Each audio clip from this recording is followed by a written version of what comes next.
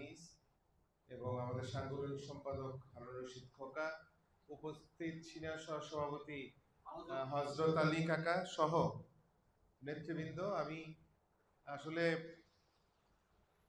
মুরব্বীদের কথা শুনতে ভালো লাগছে। আসলে আমি ডাক্তারের অ্যাপয়েন্টমেন্ট আছে আজকে, যার যাওয়া হবে না কারণ সময়কে পৌঁছাতে পারবো না। আসলে কয়দিন যাবত আমরা অনেক জানেন যে সকাল বিকাল আমরা গণসংযোগ করছি, মানুষের কাছে যাওয়ার চেষ্টা করেছি।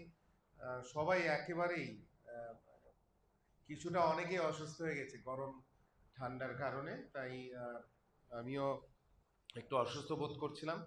আজকের সকল কর্মসূচি আজকে ক্যান্সেল করেছিলাম, শুধুমাত্র আমার মুরব্বীদের কাছে আসার প্রোগ্রাম যেহেতু দিয়েছি, আমি এখানে আজকে উপস্থিত হয়েছি। আমি আল্লাহ পাকের দরবারে শুকরিয়া আদায় করছি। এখানে যারা আছেন সবাই আমার বাবার সহকর্মী ছিলেন। আমি আমার পরিবারের, আমার মুরব্বীদের অনেক স্মৃতি মনে পড়ে। আমি আমার দাদাকে অনেক সময় ধরে দেখার সুযোগ হয়েছে। আমি আমার দাদাকেও দেখেছি, যারা বয়োজ্যেষ্ঠ ছিলেন তাদেরকে অনেক সম্মান করতেন। পরবর্তী সময়ে 1/11-এর পরে যখন আমি দেশে আসি, আমার বাবার সাথে অত্র অঞ্চলের প্রত্যেকটি ওয়ার্ডে আমার যাওয়ার সৌভাগ্য হয়েছে এবং আমি তাকে দেখেছি যে সবসময় মুরব্বীরা আসলে, মুরব্বীদের কোথাও গেলে মুরব্বীদের ডাকতেন, মুরব্বীদের কাছে যেতেন, মুরব্বীদের পরামর্শ নিতেন, এমনকি মুরব্বীদেরকে সামনে রেখে উনি কাজ করতেন। আমি অনেক সময় দেখেছি যে এলাকার কোনো উন্নয়নমূলক কাজে, যে কোনো বিষয়ের কাজে নেতা, ওনার খুব ঘনিষ্ঠ নেতাদেরকে উনি নির্দেশ দিতেন যে ওই ওনার কাছে যাবা, ওনার পরামর্শ নিবা, উনি যেইভাবে বলবে সেইভাবে কাজ করবে। তো আসলে আমাদের পারিবারিক শিক্ষা, আমি অনেকে মনে করে বা অনেকে যারা রাজনীতির সাথে সম্পৃক্ত, অনেকে মনে করে যে মুরব্বীদের হয়তো এটা দেখানো ভালোবাসা হয়, আসলে তাই না। আমি আমার মুরব্বীদের কাছে গেলে আমি মনে করি আমার বাবাও মনে হয় একইভাবে অনুভব করতেন। আমি আপনাদের কাছে আসলে আমার বাবা, অনেকে তার সহকর্মী। আজকে আমার বাবা অসুস্থ, অনেক জায়গায় যেতে পারেন না উনি, কিন্তু আমি যখন আপনাদের কাছে আসি এবং আমার সৌভাগ্য যে এই 52 নম্বর ওয়ার্ডে, অত্র অঞ্চলে ঢাকা 4-এর আমাদের 9টি ওয়ার্ড আছে, কিন্তু একমাত্র আপনাদের এলাকায় উপদেষ্টা মণ্ডলীর কমিটি করা হয়েছে, যেখানে আপনারা সবসময়ই ছিলেন। আমি 1/11 থেকে আপনাদের সাথে পরিচিত। আপনাদের অনেক আব্বু যখন উপদেষ্টা মণ্ডলীর সভা করেছে, আপনাদের এখানে অনেকবার এসেছে এবং আপনাদের তখন থেকেই আমিও আপনাদেরকে আপনাদের পরিচিতি আর কি পেয়েছি। সো আমি এই ওয়ার্ড বিএনপির তরুণ নেতৃত্ব, আমাদের দীপু, আনিস, হযরত আলী কাকা, আমাদের খোকা সহ নেতৃবৃন্দ যারা আছেন, মনে করি আমাদের এই কঠিন কাজগুলি অত্যন্ত সহজ হবে। আমি এলাকার বিভিন্ন উন্নয়নমূলক কাজে আমার দায়বদ্ধতা থেকে, আমার বাবার অনেক অসমাপ্ত কাজ আছেন উনি যেগুলি কাজ শেষ করতে পারেনি সময়ের অভাবে, যেমন একটি সরকারি হাসপাতাল নির্মাণ করার কথা আমি তার মুখে শুনে আসছি, করতে পারেননি। আমাদের এলাকার কমিউনিটি সেন্টারের কথা উনি বলেছেন, করতে পারেনি। আরো অনেক কথা বলেছেন, কোন রাস্তা দিয়ে কোন রাস্তা কানেক্ট করতে চেয়েছিলেন মানুষের সুবিধার্থে, অনেক কথা বলেছেন। আজকে এই কাজগুলি করতে হলে বর্তমান যে প্রজন্ম, তাদেরকে বোঝাতে হলে আমাদের প্রত্যেকটা এলাকার মুরব্বীদেরকে আমাদের সাথে সম্মানের সহিত যথার্থ সম্মান মর্যাদা প্রদর্শন করে তাদেরকে আমাদের সামনে আমরা রাখতে চাই এবং আপনাদের মতামতের ভিত্তিতে আমরা এলাকার বিভিন্ন যে সমস্যাগুলি আছে সেইগুলি আমরা বাস্তবায়ন করতে চাই। ব্যাটারি মনে ডেড হয়ে গেছে।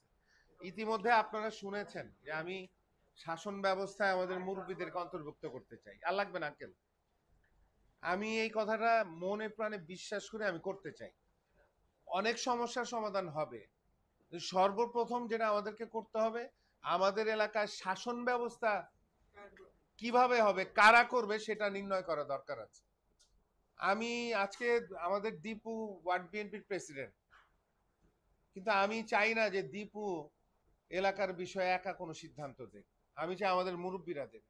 আমি চাই আমাদের আমাদের আলেম সমাজের মধ্যে থেকে কোনো প্রতিনিধি থাকবে। আমি চাই বিশিষ্টজন, অনেক জ্ঞানীগুণী মানুষরা আছে, তাদেরকে সম্পৃক্ত করতে হবে।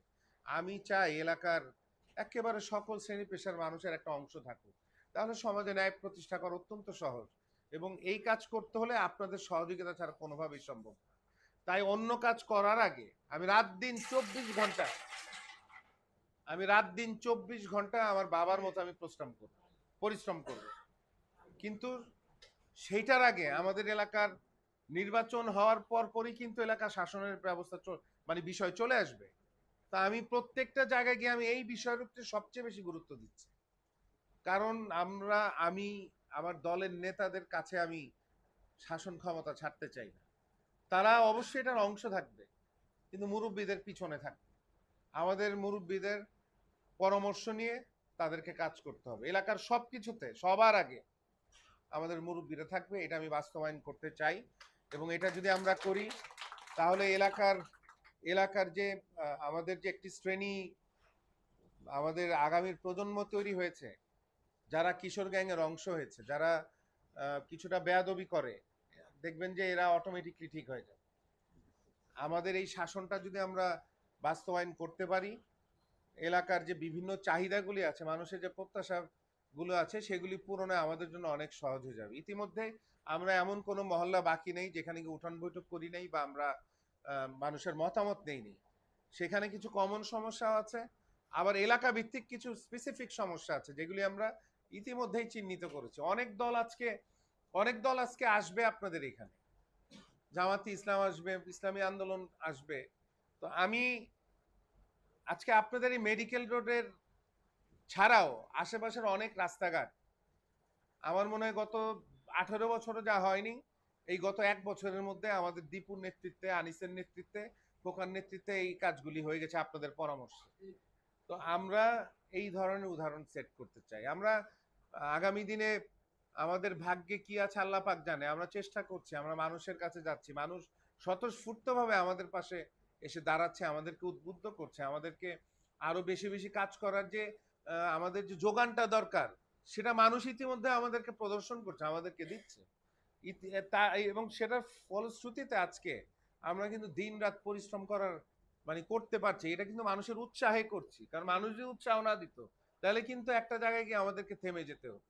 তো আজকে যারা আসছেন, তারা ফুলের ঝুড়ির মতো বক্তব্য দিয়ে যাচ্ছে। মাদক নির্মূল করবে, মাদক নির্মূল করতে তারা এই 5ই আগস্টের পর থেকে উদ্যোগটা কি গ্রহণ করছে? কোন উদ্যোগ গ্রহণ করছে? বরঞ্চ আমাদের কারণে এই আপনাদের এলাকার শুক্কুর, আপনাকে 2 ওয়ার্ডের এই গ্রেফতার হয়েছে।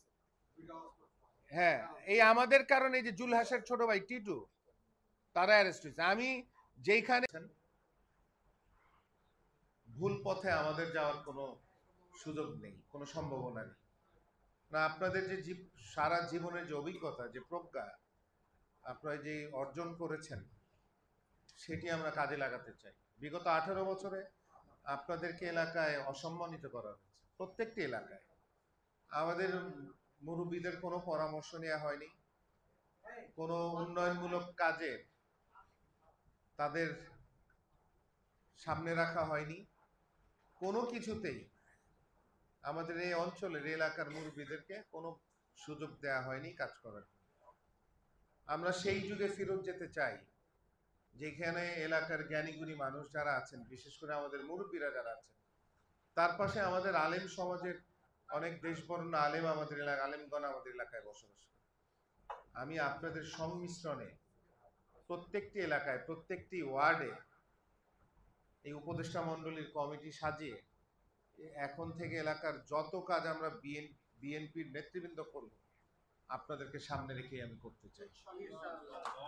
আজকে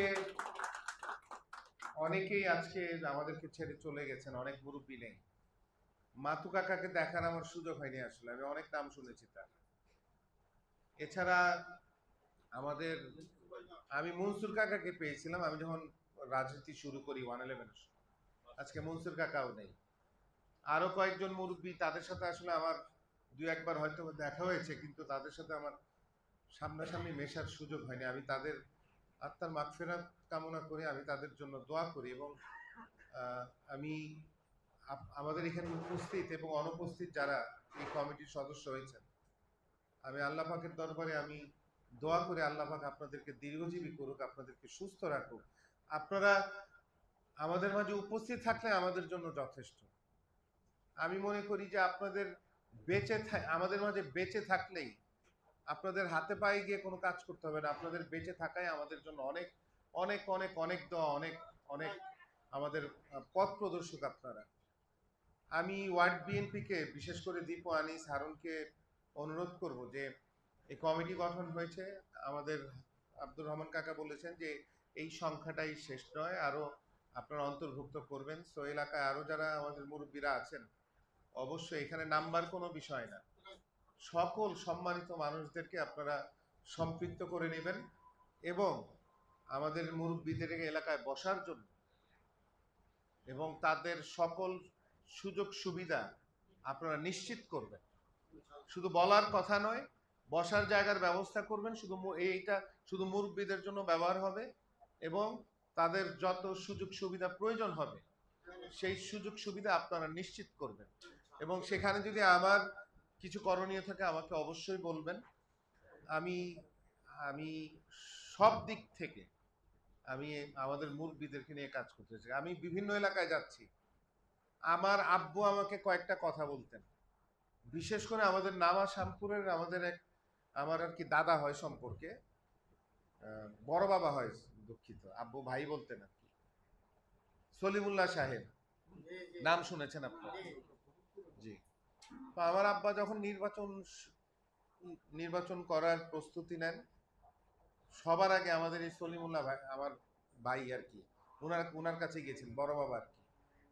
তো উনি একটি কথা, এই কথাটা বারবার আমাদেরকে বলেন, আমার আব্বা বলেছেন আমাকে বলেছেন বিশেষ করে, যে সলিমুল্লাহ ভাই আমাকে অনেক কথা বলেছেন, তার মধ্যে কয়েকটি কথা আমার আজীবন মনে রাখতে হয়েছে। একটি কথা হচ্ছে যে, সালাউদ্দিন, আমি তোমার জন্য অন্য এলাকায় গিয়ে কথা বলবো, কথা যে বলবো সেই কথার দাম রাখতে হবে তোমাদের। এলাকার মানুষের কাছে ভোট চাইবো আমরা গিয়ে, মানুষ আমাদের উপরে ভরসা করে তোমাকে ভোট দিবে। তো তুমি সব সময় দূরের এলাকার মানুষের, যারা তোমার কাছে পায় না, সে এলাকার মানুষের কাজ আগে করে দিবা, এবং আমরা যেই প্রতিশ্রুতি দিয়ে আসবো সেটা সবার আগে বাস্তবায়ন করবা। আমি আব্বুর এই কথাটা যখন শুনে আমি আবেগ আপ্লুত হই। উনি এই কথাটা নিশ্চয়ই আমাকে বলেছেন বোঝানোর জন্য যে আমাদের মুরব্বীদের সম্মান মর্যাদা কতটা গুরুত্বপূর্ণ ওনার কাছে ছিলেন, এবং আমিও যাতে সেই গুরুত্বটা আমার কাছে থাকে, সেই মান মর্যাদা যাতে আমিও প্রদর্শন করি। এই জন্য আমি মনে করি যে এই অনেকগুলি ঘটনা উনি আমার কাছে বর্ণনা করেছেন।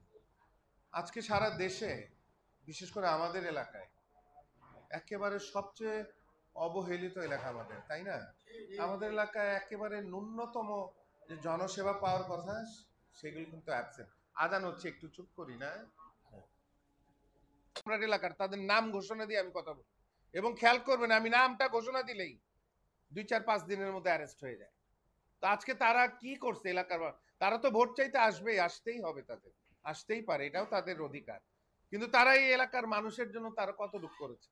তারা কবে এলাকার রাস্তার জন্য সিটি কর্পোরেশন দৌড়াদৌড়ি করেছে? তারা কবে তিতাস গ্যাসের, যে আজকে আমাদের এলাকার মানুষ গ্যাস পাচ্ছে না, তারা কিভাবে কবে গেছে তিতাসের এমডির কাছে বা তিতাসের অফিসে? বিভিন্ন ইস্যু আছে যেগুলো আমার মুরব্বীরা, আপনারা এই বিষয়গুলি যদি তুলে ধরেন তাহলে কিন্তু অনেকটাই সহজ হবে। আজকে আমাদের এক তরুণ, আমাদের ছাত্র সমাজের এক তরুণ আসছিল আমার কাছে, এরা আন্দোলন সংগ্রাম করছে। আজকে আমাকে এসে বলতেছে যে, ভাই, আমরা এক চায়ের দোকানে চা খাচ্ছিলাম, আমাকে দেখলাম যে জামাতের কিছু কর্মী ওখানে কথা বলছে।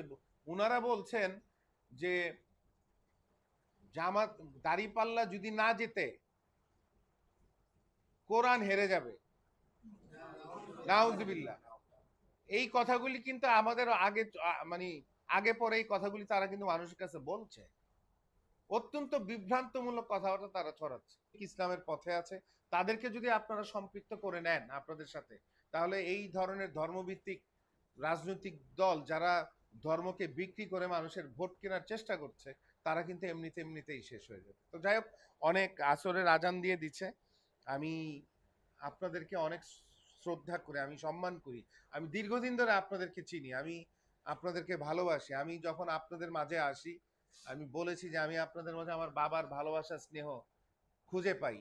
আপনারা আমাকে যে নির্দেশনা দিবেন এলাকায় আসার পরে, ওটা আমার বাবার নির্দেশনা হিসেবে আমি গণ্য করব। তো আমি আমি আপনাদের সকলের, আপনার আল্লাহ পাক যাতে আপনাদেরকে সুস্থ রাখে, আপনাদেরকে ভালো রাখে, আমি সেই দোয়া করি। এবং অনেকজন আরো বেশি অসুস্থ এখানে যারা উপস্থিত হতে পারেনি, আপনারা চেষ্টা করবেন, আপনারা তো যাবেনই ইনশাল্লাহ, আমিও যাওয়ার চেষ্টা করব সময় বের করে।